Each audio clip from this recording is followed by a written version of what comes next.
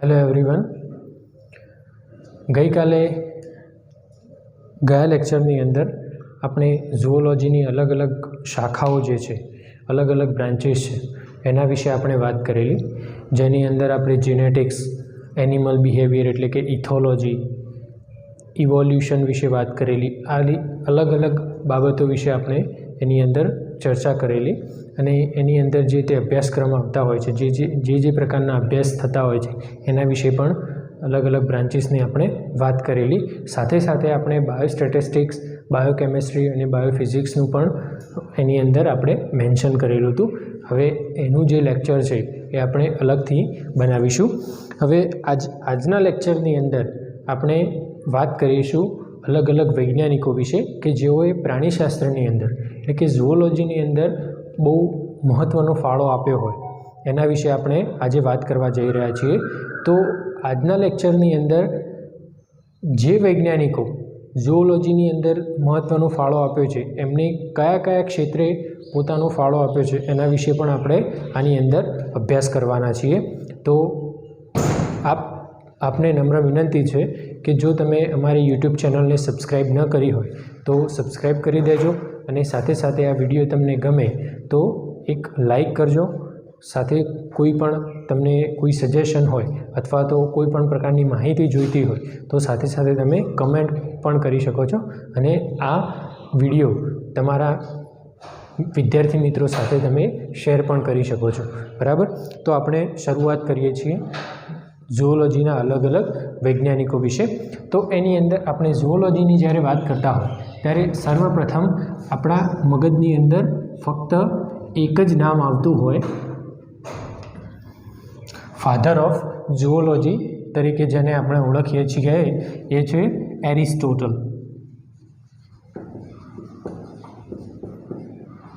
કોણ છે? એરિસ્ટોટલ, જે ફાધર ઓફ ઝૂઓલોજી તરીકે ઓળખવામાં આવે છે। ફાધર ઓફ ઝૂઓલોજી કેમ કહેવામાં આવે છે? કારણ કે એમને અલગ અલગ પ્રકારની એવી સ્પીસીઝ પણ ફાઇન્ડ આઉટ કરેલી છે અને સાથે સાથે ઝૂઓલોજી શબ્દનો પાયો પણ એરિસ્ટોટલ દ્વારા નાખવામાં આવ્યો છે। એટલા માટે આપણે એમને શું કહીએ છીએ? ફાધર ઓફ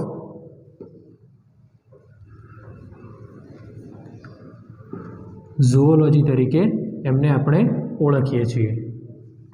બરાબર, એના પછી આપણે આગળ વાત કરીએ તો મેન્ડલ। તમે આ બધાએ નામ સાંભળ્યું જ હશે મેન્ડલનું।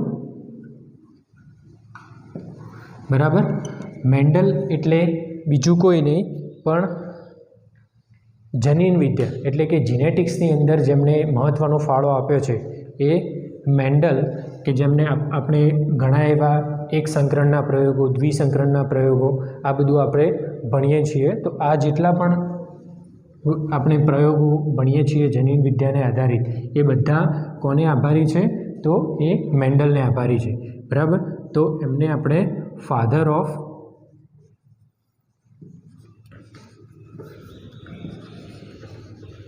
જેનેટિક્સ તરીકે ઓળખીએ છીએ। બરાબર, કયા નામથી આપણે એમને ઓળખીએ છીએ? તો ફાધર ઓફ જેનેટિક્સ તરીકે અમને ઓળખીએ છીએ। એના પછી જે વાત કરીએ તો જ્હોન રે। શું નામ છે? જ્હોન રે। આમને એનિમલ ક્લાસિફિકેશનની એક એનિમલ ક્લાસિફિકેશન અમને આપેલું છે કે અત્યારે હાલ આપણે જે મોડર્ન એનિમલ ક્લાસિફિકેશન જે ભણીએ છીએ એ કોને આપ્યું છે? તો એ આપણે જ્હોન રે દ્વારા આપવામાં આવ્યું છે। શું? Animal classification.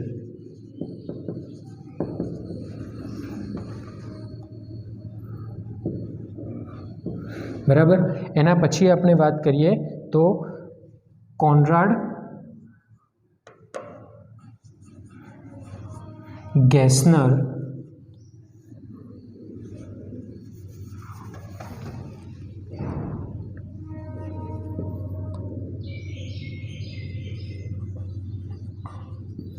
શું નામ છે? કોનરાડ ગેસનર, જેમણે જે અલગ અલગ પ્રકારના જે ફોસિલ્સ છે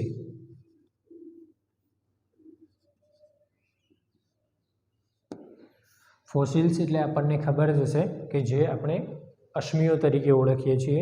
તો આ જે ફોસિલ્સ છે એ ફોસિલ્સની અલગ અલગ પ્રકારની કૃતિઓ એટલે કે અલગ અલગ પ્રકારના સ્કેચ બનાવવાની જે કારીગરી છે એ કોને આપેલી છે? તો કોનરાડ ગેસનર દ્વારા એ આપવામાં આવેલી છે.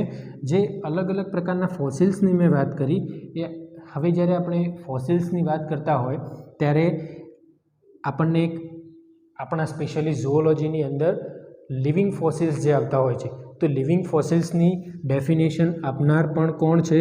તો એ કોનરાડ ગેસનર છે. શું? Living fossils. લિવિંગ ફોસિલ્સ આપણને ખબર છે લિવિંગ ફોસિલ્સ એટલે શું? તો જે જીવંત અશ્મિઓ છે એટલે કે અત્યારે હાલ જે જીવતા અશ્મિઓ છે એ કોને આભારી છે? તો એ કોનરાડ ગેસનરને આભારી છે. એ ડેફિનેશન આપનાર આ વૈજ્ઞાનિક છે. બરાબર. એના પછી આપણે આગળ વાત કરીએ તો ગ્યુઇલોમ. ગ્યુઇલોમ એટલે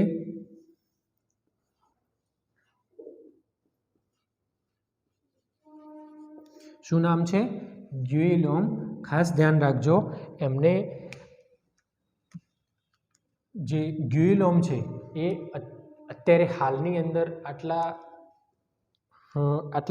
આટલી બધી જે સ્પીસીસની હું વાત કરું એ એટલી બધી સ્પીસીસ હજુ સુધી પણ કોઈ શોધી નથી શક્યું. એમને ફક્ત એક જ વ્યક્તિ ગ્યુઇલોમ પોતે 250 જેટલી મરીન સ્પીસીસ એટલે કે કેવી જળચર અલગ અલગ પ્રકારની 250 જેટલી સ્પીસીસ એમને આઈડેન્ટિફાઈ કરી છે.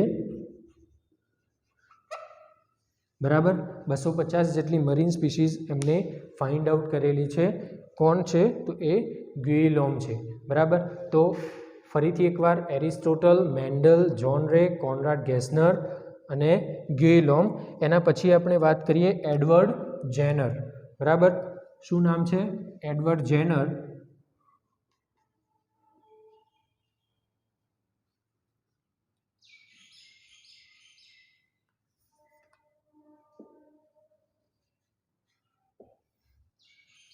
એડવર્ડ જેનર જે છે એમને અલગ અલગ પ્રકારના રસીઓ એટલે કે અત્યારે હાલ જે કોરોનાની જે રસીની વાત કરીએ આપણે તો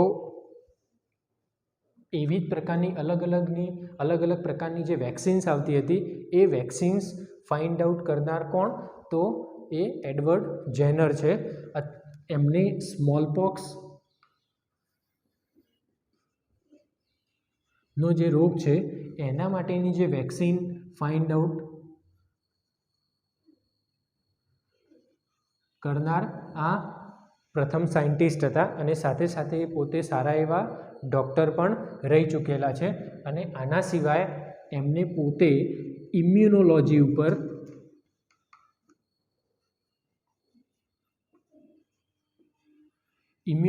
ઉપર ખૂબ જ સારું એવું સંશોધન કરેલું છે. ખૂબ જ સારું એવું એમને રિસર્ચ કરેલું છે. એના પછી આપણે વાત કરીએ તો લ્યુવેનહોક. બરાબર. Anton van Leeuwenhoek. બરાબર. એન્ટોન વેન લ્યુવેનહોક જેને આપણે એવી લ્યુવેનહોક તરીકે પણ ઓળખીએ છીએ. બરાબર. કયા નામથી ઓળખવામાં આવે છે? એવી લ્યુવેનહોક તરીકે પણ ઓળખવામાં આવે છે. તો આમને આપણે ફાધર ઓફ માઇક્રોબાયોલોજી તરીકે ઓળખવામાં આવે છે. શું નામથી?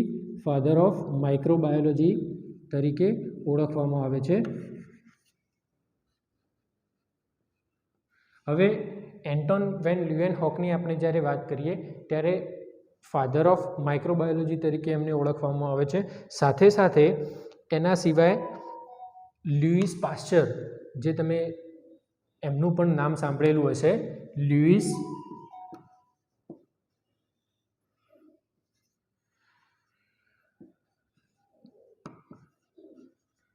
શું નામ છે? લ્યુઇસ પાસ્ચર જે મોડર્ન માઇક્રોબાયોલોજી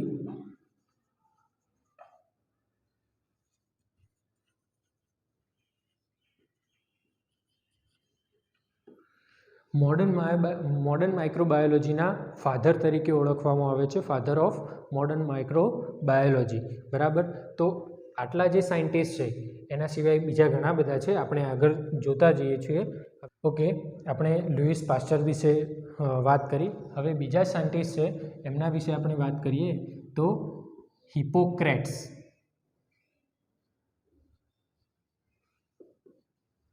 બરાબર. હિપોક્રેટ્સ જે છે એમને સ્પેશિયલી જ્યારે વાત કરતા હોય તો એમને બોડીની અંદર અલગ અલગ પ્રકારના ડિઝીઝીસ વિશે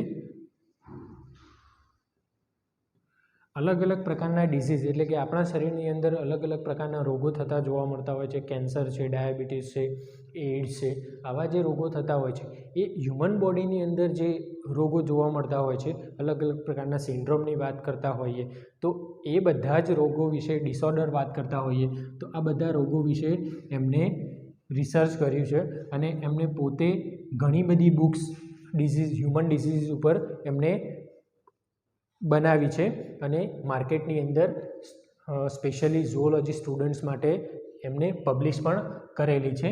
બરાબર. આના સિવાય આપણે બીજા એક સાયન્ટિસ્ટની વાત કરીએ તો ગેલેન. શું નામ છે એમનું? ગેલેન તરીકે ઓળખવામાં આવે છે.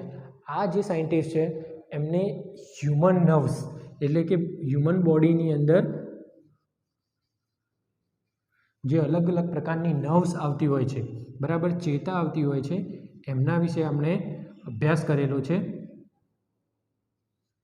બરાબર. હ્યુમન નર્વ્સ વિશે આપણે રિસર્ચ કરેલું છે અને એની સાથે સાથે એમને બોડીની અંદર જે બ્લડ વેસલ્સ હોય હ્યુમન બોડીમાં સ્પેશિયલી, તો બ્લડ વેસલ્સ ઉપર પણ અમને ખૂબ જ સારું એવું અભ્યાસ કરેલો છે. બરાબર. અત્યારે હાલ પણ ગેલેનના નામ ઉપર ઘણા બધા રિસર્ચ પેપર તમે ઇન્ટરનેટ ઉપર સર્ચ કરો તો તમને ગેલેનના ઘણા બધા રિસર્ચ પેપર્સ તમને ઇન્ટરનેટ ઉપર મળી રહેતા હોય છે અને એ સ્પેશિયલી માઇક્રોબાયોલોજીની અંદર અને હ્યુમન એનાટોમીની અંદર આ ખૂબ જ ઉપયોગી નીવડે છે. બરાબર. હવે આપણે વાત કરીએ આગળ કાર્લ લિનિયસ.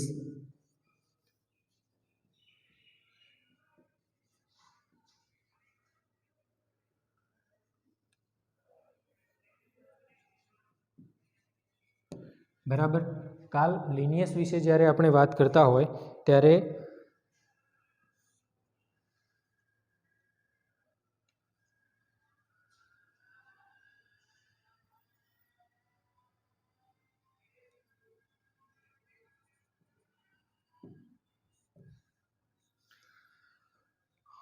તમને બધાને આના વિશે તો ખૂબ સારું એવું નોલેજ હશે જ, કારણ કે અમને એક તો બીજા નામથી પણ ઓળખવામાં આવે છે કે ફાધર ઓફ બાયનોમિયલ નોમેનક્લેચર. બરાબર. અને ફાધર ઓફ બાયનોમિયલ નોમેનક્લેચર એટલે શું? તો દ્વિનામી નામકરણ પદ્ધતિ. ઓકે, જે દ્વિનામી નામકરણ પદ્ધતિ છે એ કોને આપી છે? તો એ કાર્લ લિનિયસ દ્વારા આપવામાં આવી છે, જેમને કેરોલસ લિનિયસ તરીકે પણ ઓળખવામાં આવે છે. બરાબર. ફાધર ઓફ બાયનોમિયલ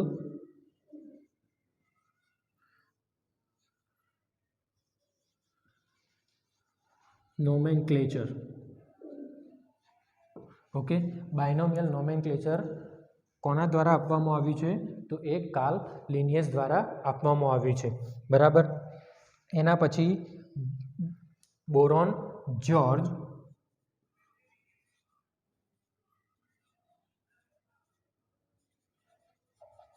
બરાબર. શું નામ છે? Boron George. તો એમને કમ્પેરેટિવ એનાટોમી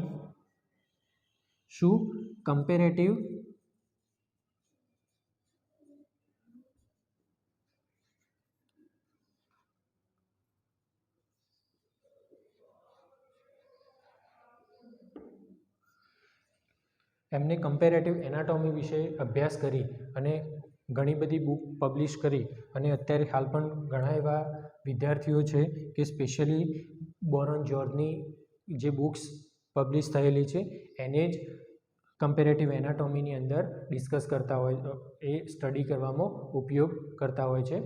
સ્પેશિયલી એમને અલગ અલગ એનિમલ્સ દાખલા તરીકે આપણે વાત કરીએ તો વાઘ અને ચિત્તાની અંદર કે વાઘ અને સિંહની અંદર કેવા કેવા એમની અંદર એનાટોમી જોવા મળતી હોય છે, તો એની આખું બ્રીફ ઇન્ફોર્મેશન અને ડીપ ઇન્ફોર્મેશન જો તમારે જોઈતી હોય તો બંને આપણને બોરોન જ્યોર્જની જે પબ્લિશેબલ બુક છે એના ઉપરથી આપણને મળી રહેતું હોય છે.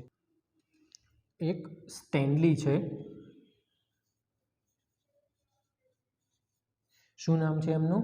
સ્ટેનલી. હવે આ જે સ્ટેનલી છે એમને વાયરસ એટલે કે અત્યારે હાલ જે આપણે કોરોના વાયરસની વાત કરીએ છીએ એવા અલગ અલગ પ્રકારના ઘણા બધા એવા વાયરસ હોય છે. તો આ વાયરસનું જે બેઝિક ઇન્ફોર્મેશન આપી હોય બરાબર, તો એ કોના દ્વારા આપવામાં આવી છે? તો એ સ્ટેનલી દ્વારા આપવામાં આવી છે. હવે એમને ફાધર ઓફ